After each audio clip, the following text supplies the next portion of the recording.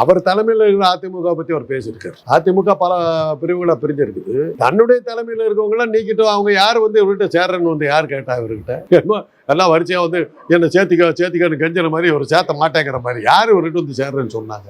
அது சொல்லு நீக்கப்பட்டு அவங்க பாட்டுக்கு அவங்கவுங்க கட்சி ஆரம்பிச்சுட்டு போயிட்டாங்க. சசிகலா ஒருத்தர் தான் கட்சி ஆரம்பிக்கல. பன்னீர்செல்வம் செல்வாக்கு வச்சுக்கிட்டு அவர் டெல்லிக்கு போயிட்டு வந்துட்டு தான் இருக்காரு. அவருக்கு டெல்லிக்கு போய் செல்வாக்கு ஒரு அரசியல் என்னங்க வேணும்? உங்களால ஏதோ ஒரு செல்வாக்கு அவர் வேலை செஞ்சு கொடுக்க முடியுது இல்லை, டெல்லிக்கு போக முடியுது இல்லை, அதானே அரசியல். சென்ட்ரல் கவர்மெண்ட் கைக்குள்ளார வச்சிருக்காரு. ஒரு பச்சையா சொல்லணும் புரோக்கரேஜ் பண்றாரு. அதே மாதிரி தான் இப்போ தினகரன் அவர் ஒரு கட்சி வச்சிருக்காரு.